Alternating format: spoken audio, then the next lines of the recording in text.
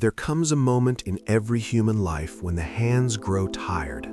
Tired of holding on to memories that burn, to expectations that tighten the chest, to people who have already walked away in their hearts. We hold so tightly because we are afraid. We believe that if we loosen our grip, everything will fall apart. Yet the quiet wisdom of the Buddha gently whispers something different. What you cling to is already changing. What you fear losing has never truly belonged to you. To let go is not to abandon life, it is to return to it. In Buddhist understanding, suffering does not arise from the world itself, it arises from attachment. The mind grasps at pleasant moments and resists painful ones. It builds stories around both. We say, "This is mine, this is me, this must stay, this must never happen again." And in that movement of grasping, tension is born. Imagine holding a handful of sand. If your palm is open, the sand rests peacefully.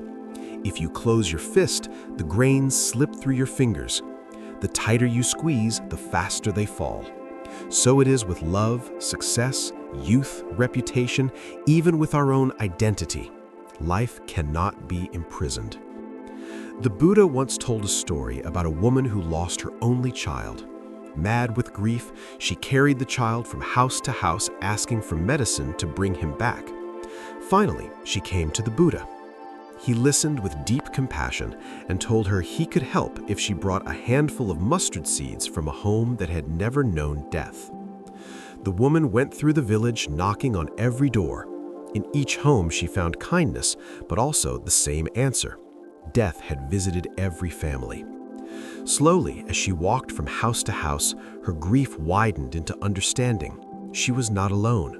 Loss was woven into the fabric of being human. When she returned to the Buddha, her hands were empty, but her heart was softer. She had begun to let go. This story is not about forgetting love. It is about releasing the illusion that anything can be frozen in time. Letting go begins with seeing clearly. We suffer because we demand permanence from what is impermanent. We demand certainty from what is fluid. We demand control in a universe that breathes in cycles beyond our command. When we begin to observe the breath in meditation, we notice something simple yet profound.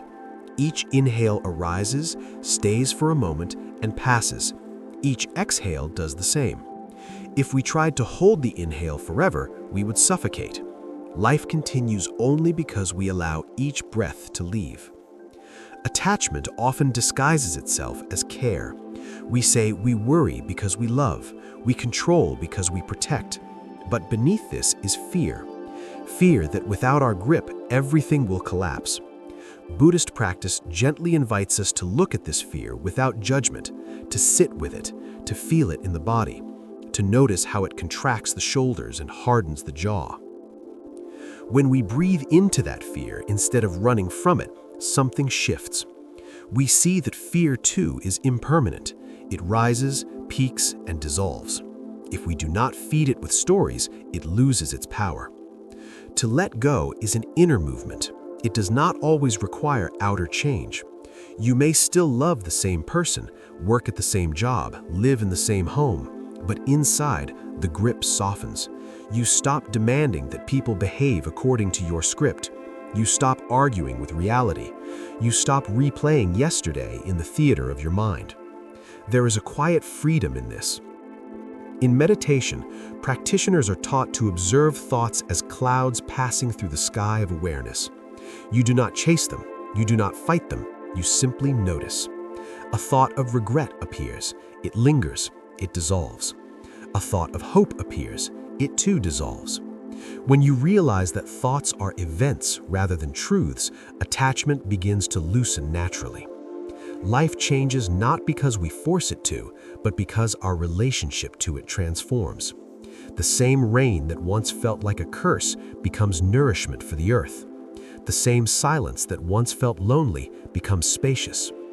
Letting go is not indifference. It is intimacy without possession.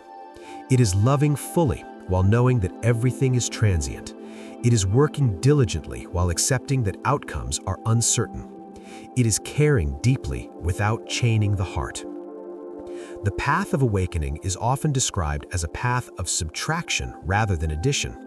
We do not need to become someone new. We need to release what we are not. The false beliefs, the rigid identities, the endless comparisons. With each layer that falls away, there is more space, and in that space, life begins to flow differently. When you release the need to be right, conversations soften. When you release the need to control, relationships breathe. When you release the need to cling to the past, the present reveals its quiet beauty.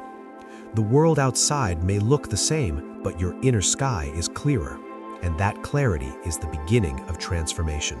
There's another story told in the Buddhist tradition about a monk who was insulted publicly. A man approached him with harsh words, accusing him, mocking him, trying to provoke anger. The monk listened quietly. When the man finished, the monk asked gently, "If someone offers you a gift and you refuse to accept it, to whom does the gift belong?" The man replied, "It remains with the one who offered it." The monk smiled and said, "Then I refuse your anger." In this simple exchange lies a profound teaching about letting go. We often carry what was never ours. We carry other people's judgments. We carry their moods, their projections, their unresolved pain. We accept these gifts without realizing we have a choice. To let go is to stop accepting what poisons the heart. Many of our attachments are invisible. We cling not only to people and possessions, but to identities. I am the successful one. I am the victim. I am the strong one. I am the misunderstood one. These identities become cages. When life challenges them, we feel threatened. We defend them fiercely, yet they are stories, constantly rewritten by circumstances. Buddhist wisdom teaches the principle of non-self. This does not mean we do not exist. It means that what we call self is a dynamic process rather than a fixed entity. Thoughts change, emotions change, the body changes, roles change. When we cling to a rigid image of who we are, we suffer each time reality contradicts it. Consider how much energy is spent trying to maintain an image. We replay conversations, worrying how we were perceived. We fear mistakes because they might crack the mask. But when we allow ourselves to be fluid, to be learners rather than finished products, a great burden falls away. Letting go also means releasing the fantasy of a perfect future. We imagine that once certain conditions are met, we will finally relax. When I earn enough, when I meet the right person, when my problems disappear. This endless postponement keeps us running. The Buddha pointed again and again to the present moment as the only place where peace can be found. Not because the present is always pleasant, but because it is real. The past is memory, the future is imagination. Attachment feeds on both. We cling to memories that define us and to imagined futures that promise rescue. When we sit quietly and feel the breath, we anchor in what is here, the warmth of the body, the sounds around us, the subtle rhythm of life unfolding without our management. In that stillness, we see that this moment, exactly as it is enough. Letting go is an act of trust. Trust that life is wiser than our plans. Trust that endings create space for beginnings. Trust that what leaves was never meant to stay forever. Sometimes letting go feels like grief. There may be tears. There may be a sense of emptiness. Buddhism does not deny this pain. It invites us to feel it fully without turning it into bitterness. Pain is a natural response to change. Suffering grows when we resist the change itself. If you watch a tree in autumn, you see leaves falling without drama. The tree does not cling to them. It does not accuse the wind. It stands rooted, allowing the cycle. In winter, it appears bare, yet beneath the surface, life continues quietly. In spring, new leaves emerge. Our lives follow similar rhythms. Relationships change, careers shift, Bodies age. When we accept this as natural rather than personal failure, a deep peace arises. Letting go also means forgiveness, not always reconciliation, but the decision to stop carrying the burning coal of resentment. Anger may feel powerful, but it consumes the one who holds it. When we release resentment, we are not saying what happened was acceptable. We are saying we choose not to let it define our present. This release is gradual. It may need to be practiced again and again. Each time resentment resurfaces, we notice it, breathe with it, and gently loosen our grip. As attachment softens, gratitude grows. We begin to appreciate moments precisely because they are fleeting. A conversation with a friend, a quiet morning light, the sound of laughter. When we know these cannot be possessed, we cherish them more deeply.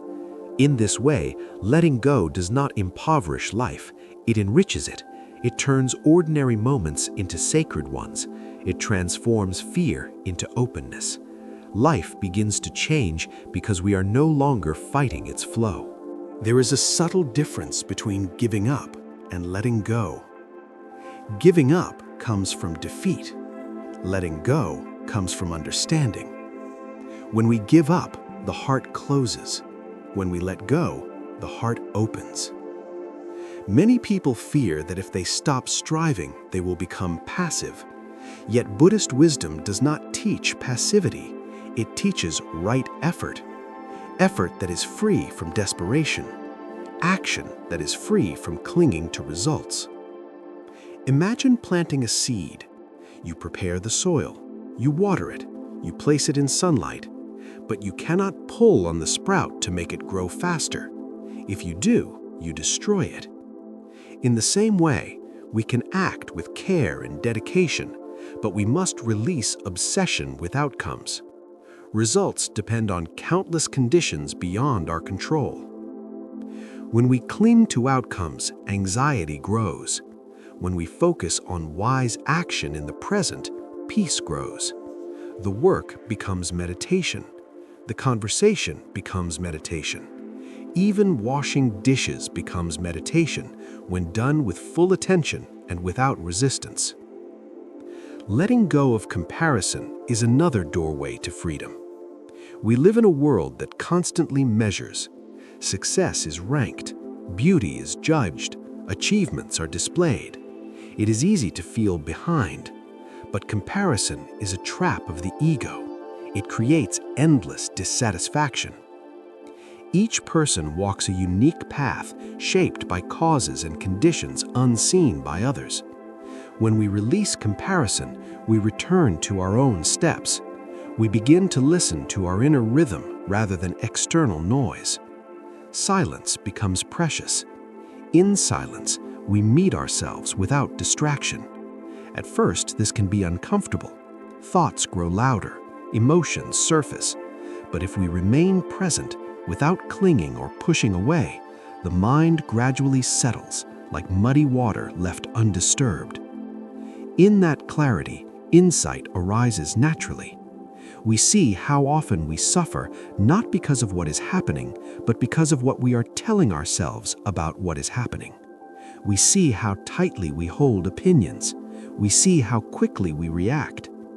Letting go creates a small space between stimulus and response. In that space, freedom lives. When someone criticizes you, there is a moment before reaction. If you are mindful, you can notice the surge of defensiveness. You can feel the heat in the chest. And instead of speaking immediately, you can breathe. That breath is letting go in action.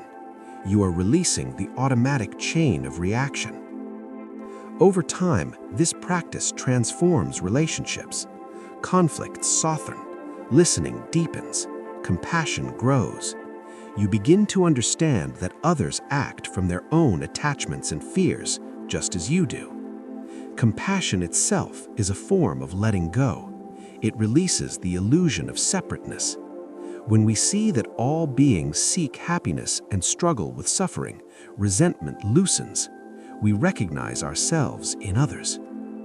The Buddha taught the practice of loving kindness, silently offering wishes of well-being to oneself and to others. May you be safe. May you be peaceful. May you be free from suffering.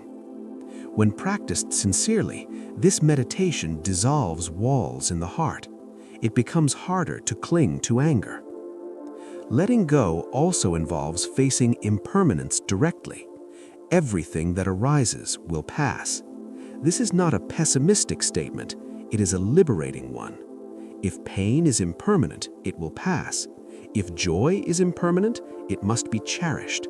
If life itself is impermanent, each day is precious. Rather than fearing impermanence, we can bow to it. It is what makes growth possible. It is what makes forgiveness meaningful.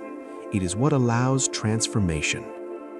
As we release our resistance to change, we begin to move with life instead of against it. Obstacles become teachers. Loss becomes a doorway. Uncertainty becomes adventure. Gradually, the heart grows lighter. The mind grows clearer. The need to control every detail fades. We discover that beneath the waves of experience, there is a stillness that has always been present. To rest in that stillness is to taste freedom. When we speak of letting go, we are not speaking of losing the world. We are speaking of discovering a deeper way of belonging to it, a way that is not built on possession, but on presence. Life will continue to offer gain and loss, praise and blame, pleasure and pain. These dualities are part of human existence, but when the mind is trained in awareness, it does not cling so fiercely to one side or resist the other. It remains balanced, like a mountain standing through changing seasons. There is great courage in opening the hand. It means admitting that control was always limited. It means trusting the unfolding of causes and conditions beyond our understanding. Yet in that surrender, we find strength. The paradox is simple. When we stop chasing happiness, we feel more at peace. When we stop clinging to love, love flows more freely. When we stop trying to secure the future, we become more alive in the present.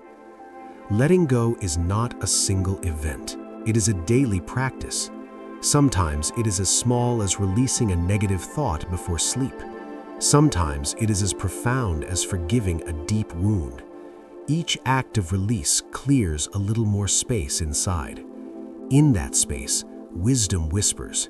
In that space, intuition becomes clearer. In that space, gratitude takes root. You may begin to notice subtle changes. You react less impulsively. You listen more deeply. You appreciate simple things. You forgive yourself more quickly. These are signs that life is changing from within. The outer circumstances may not transform overnight, but your experience of them does, and that changes everything. If these reflections resonate with you, you are warmly invited to continue walking this path of awareness. You can subscribe to the channel to stay connected with future contemplations. You can place a gentle like as a sign that this message touched your heart. You can write a comment and share your own experience of letting go so that others may feel less alone. And to everyone who wishes to support the channel with a donation, the links are in the description and in the pinned comment. Thank you for being here, for listening with an open heart, and for allowing these words to accompany you for a while. May your path be peaceful, may your hands grow lighter, may your life unfold with quiet wisdom.